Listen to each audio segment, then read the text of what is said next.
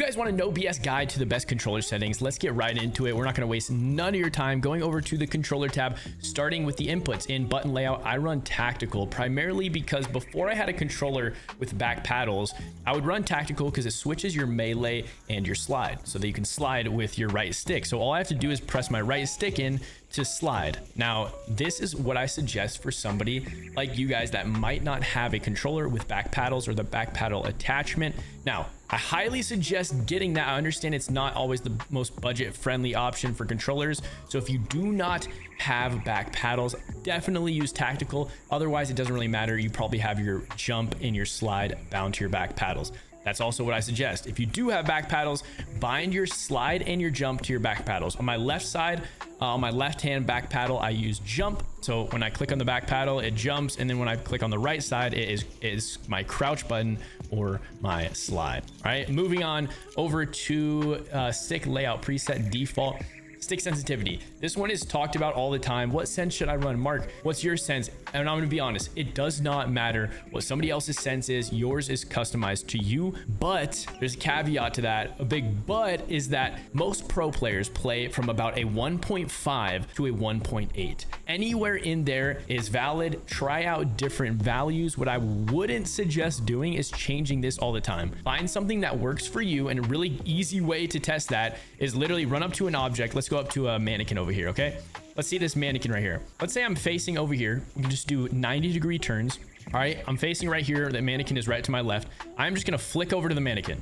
All right, if I am too far, my sensitivity might be too fast for me, right? But you're gonna do it a few times. You're gonna make sure that you do it a couple times so that you know, right? Sometimes I'm short, sometimes I might be long, sometimes I might be on the target, and you're just gonna keep flicking, right? Do this left side until you feel like, okay, I'm missing sometimes in front, sometimes in back. I'm probably pretty good with the sensitivity. You'll know right away. If your sensitivity is too high, you'll be flicking out here and you'll be like, oh, I probably should lower that. Vice versa, if you only flick to like right here, you're like, well, I should probably up my sensitivity. Very easy test. Do this both directions, both 90-degree turns, right? As you can see, I'm pretty accurate. I'm at least a little bit in front or a little bit behind my target, so I know this is probably good sensitivity for me. Obviously, this isn't the foolproof way to test it, but the main point being, select a sensitivity between 1.4 and a 1.8. Find your sensitivity and do not change it. The more you change your sense, the less muscle memory you're gonna have with that sensitivity. Okay? Moving on, past sensitivity. Hopefully y'all find what's good for you. I rock 1.6. We'll talk about our multiplier, our ADS multiplier here very shortly, but just moving on, simplified control preset off, low motor strain preset off, bumper ping off, swap R1, L1. Some people do suggest to do this. I have button click trigger, so I don't actually switch these. You don't really have to do this either, but you can test it out if you'd like. We got controller vibration. Definitely turn this off. I see way too many people playing with controller vibration on. There's no point, right? There's no reason your controller should be shaking while you're shooting. It's actually just going to mess your aim up that much more. So turn this off, all right? Trigger effect, full haptics, doesn't really matter.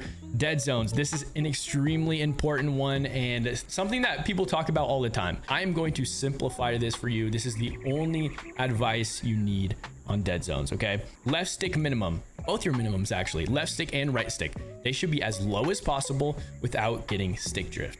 And some of you guys are probably asking, what is stick drift, Mark? How do I know if I have stick drift? Well, luckily they have a test stick dead zone tool right here.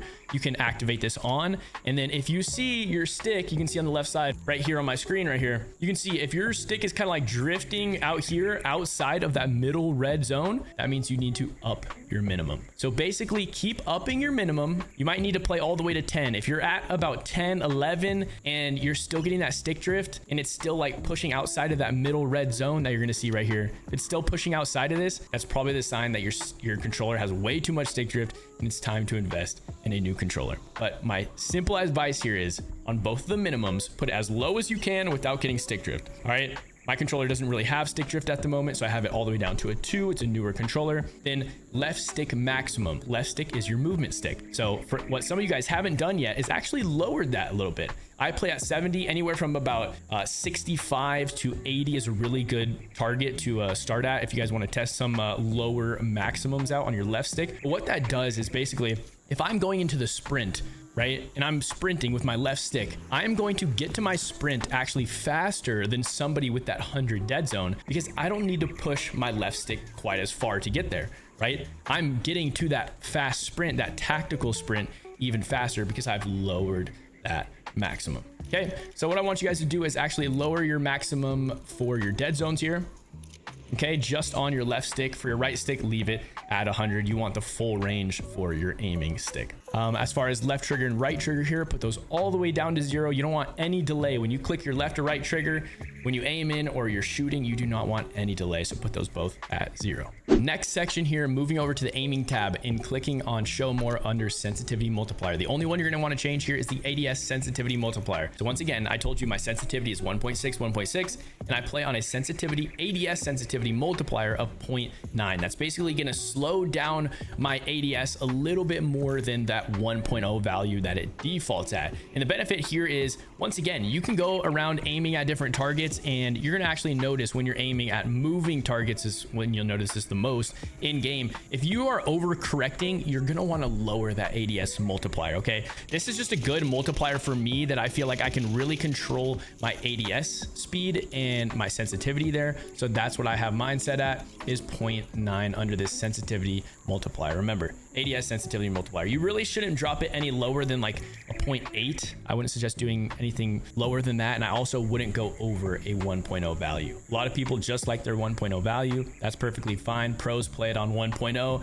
and pros also play it on 0.85. So find a little value in there that works for you. Once again, sensitivity multipliers and sensitivity in general is very variable and it is custom to the person. So make sure you guys test out a few here, and just know that this option is here if you feel like you're way over aiming. Okay, going down to look conversions to standard, aim advanced settings. This one's actually pretty important too. ADS sensitivity transition time. So this is the sensitivity when I'm non-ADS to when I'm actually ADS. We want that to be instant, because when I decide to ADS, I want to be able to track in that ADS sensitivity multiplier that I just set at 0.9. So make sure this is at instant. Third person ADS, put that to assist. Aim response curve type, put this to dynamic. Almost every single pro Warzone player plays on dynamic for a reason.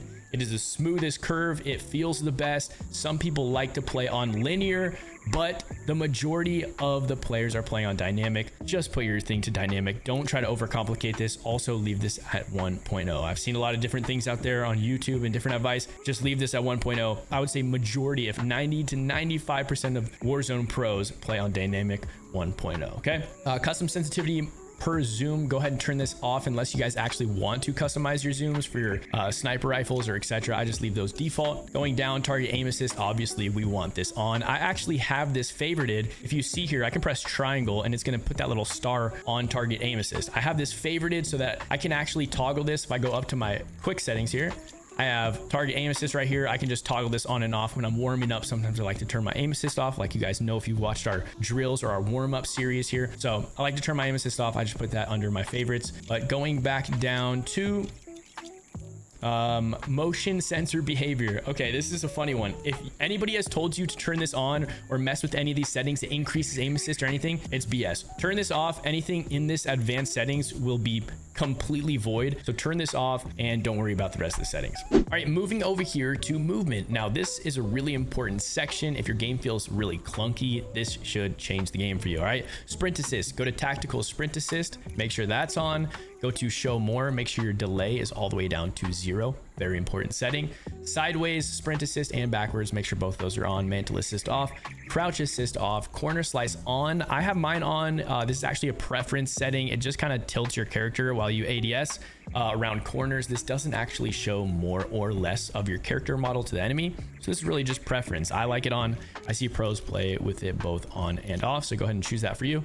Next setting, the most important, probably the most important setting of this whole entire video is slide dive behavior. I have mine set to hybrid, and what most of you guys are set to are slide only or tap to slide. And what that does, slide only is not bad, but then you just can't dive, which is actually really important in Warzone. If you guys need to dive off of ledges and pull your parachute, you guys need to be able to dive in Warzone. So make sure you're not on slide only. Make sure you're not on tap to slide. The problem with tap to slide is, okay, that's great. Now I can dive if I just hold the button down, and I can slide if I tap tap it. But the problem is the game is waiting for your input. Are you going to just tap it, or are you going to hold it down to dive? Since it's waiting for that input, it actually delays your slide. So the slide is way too delayed on this setting. Make sure you guys are switched over to hybrid. What hybrid does is it basically allows you to get the very reactive slides. When I tap the slide, it's going to slide immediately. And then when I want to dive, I just hold in my sprint or my left stick to make sure I dive. So make sure you guys have switched to hybrid. It does take a little bit of getting used to, but I promise the learning curve of this is well worth it. Every single pro plays on hybrid. Okay, moving down, automatic airborne mantle off, sprint restore. Actually should have this on. Slide maintain sprint on, parachute behavior off, mantle cancels reload on, movement advanced settings. Go ahead and go down here, toggle off on, single tap run free and on. The really one I want to focus on here is a grounded mantle. If you guys get stuck on ledges or like going into windows or like through doorways and stuff, make sure you guys have this on. It makes for a much smoother playing experience. Okay, and moving down to vehicle advanced settings, these aren't too important, but driver control, aim based control, vehicle specific delay, free look, and the melee finishing move in body shield.